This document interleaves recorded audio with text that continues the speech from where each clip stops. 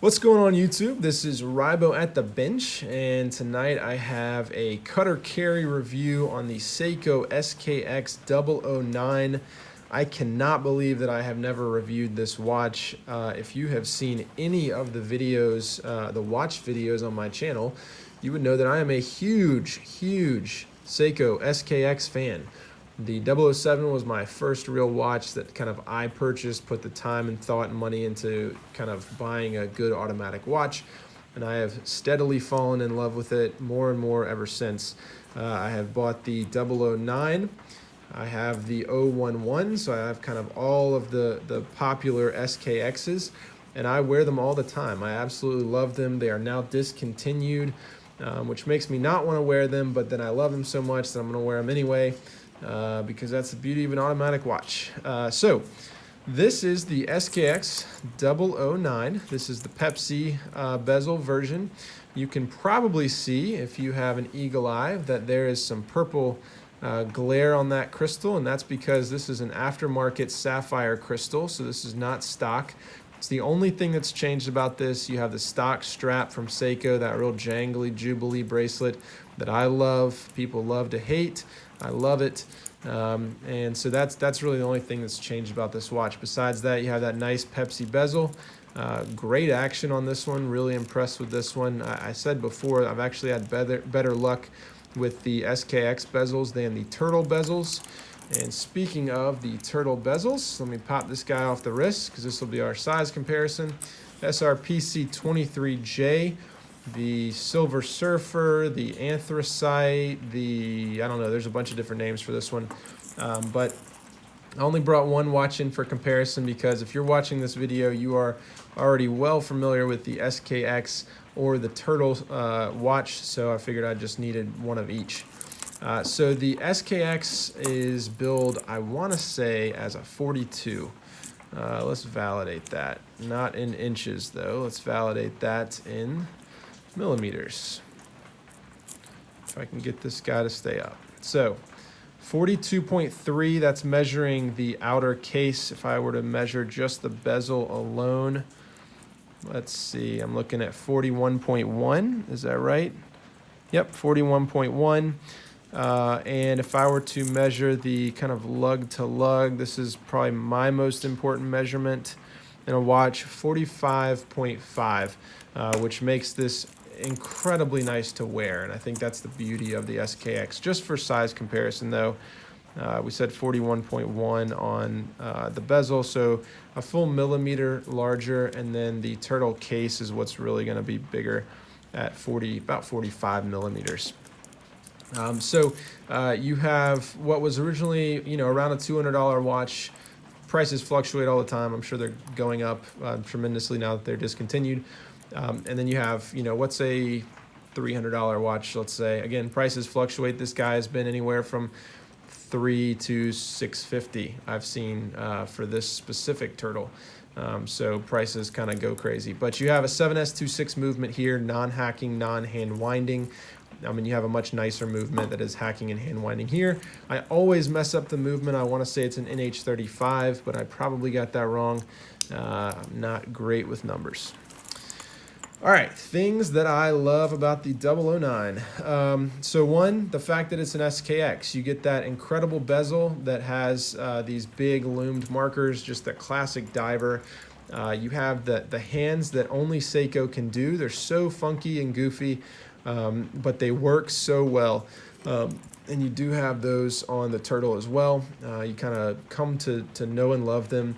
I love that there's two different color looms here. There's not actually two different color of loom. Like if I were to loom the watch, cut out the lights, it'd be the same, or roughly the same. But you have kind of a, I don't know, kind of a different shade, maybe slightly greenish, slightly yellowish on the hands, and on the back of that, the kind of counterbalance on the back of the second hand. Then you have much more of a whiter, creamy loom color, at least on the markers there, on the indices, I'm sorry. And so I really like that. I think that's pretty cool. I like that it's a day date. Obviously like that it's an automatic. The 7S26 is not a great movement, but it's very reliable, and it's you know, I think it's a good movement. There, you know, it's not the most reliable, but when I say it's very reliable, I mean it keeps running, and I think it's very, or on the scale of movements that can be worked on and repaired, I think it's on the cheaper end of that, being a Seiko and being one of the more basic movements. So I don't think you're going to have a problem getting these serviced for a long time, which is a nice thing. But you know, you do lose the ability to hack and hand wind, and it is not going to be as accurate. Now, as weird as this sounds, accuracy has never been a huge thing I look for in watches, just because I change watches at least once a day.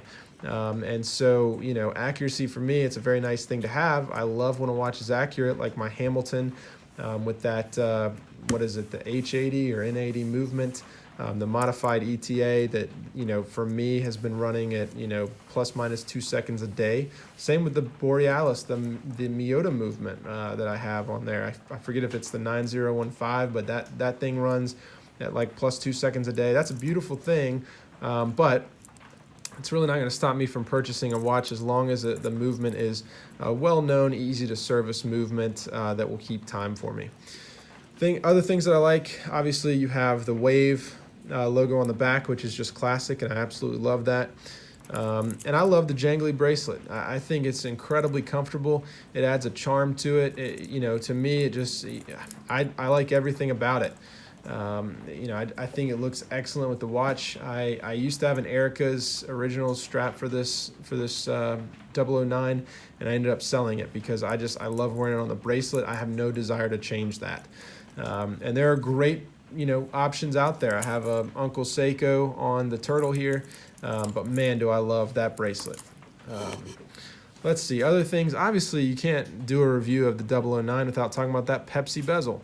That is another beautiful thing about this watch. The way that the light plays with this bezel, hopefully you can see in some lights, the blue almost looks black. But then you kind of tilt the light a little bit, and it's very vibrant blue. Same with the red. It looks kind of dark in some lights, but you tilt the watch a little bit, and it's just that kind of blazing red. And so the result of that is that this watch, I think, kind of in daily wear, it catches people's eyes. There is no watch that I own that gets more compliments than this from non-watch people. It is easily my most commented on watch, and it's, you know, one of the more inexpensive ones. But it's because of that Pepsi bezel, I think, that catches the light, that nice just flash of red, as well as the Jubilee bracelet. I mean, that thing, if that's moving in the light, that just, yeah, I mean, there's a reason that Rolexes are known for the Jubilee bracelets. All right, other things that I like. This will merge me into the things that I don't like, but the orange text on the dial I used to hate. Now I think it's kind of charming. And I can't believe I'm saying the word charming, but now I think it's kind of cool. You know, you have that on the 007, and so, you know, having that consistency between the two. You have a very, very deep blue dial back there that almost looks black. So you do get a lot of different colors kind of at the eye. I used to think it looked kind of Frankenstein-y. It doesn't really match. It kind of throws off some of the options you have with straps and whatnot, but it's kind of a part of the SKX aesthetic, I guess. And so that's kind of cool. All right, things that I don't love. Really, there's not too many things. One thing, you know, for all SKXs, I wish they had a sign crown. That's something that's so simple. You could do so many cool things. They've done something really neat on the case back here, and they could have done something cool there. That would have just taken this watch up a notch. Other things, I think the dial's maybe just a hair too dark. It is very, very dark blue. I do love the matte effect of the dial. I've talked about that. Hopefully you can kind of see that in this light. I think that's really cool. But maybe the dial's a hair too dark. It doesn't really tie in with the bezel as much as I'd like it to. But, you know, no big issue there. Other things I don't like. That's got to be it. I mean, if I had a complaint about the bracelet, it wouldn't be about the jangliness of it. It'd be that it doesn't really fit on the end links here. These move around too much. They're hollow end links, as you can see. and they just kind of move around. Now, some fatter spring bars would probably help that. That's probably my fault. I've got some pretty thin spring bars in there, so you can probably blame that one on me. But the bezel action's great. You know, obviously I love SKXs. There's not a ton you can say in a review of an SKX, you know,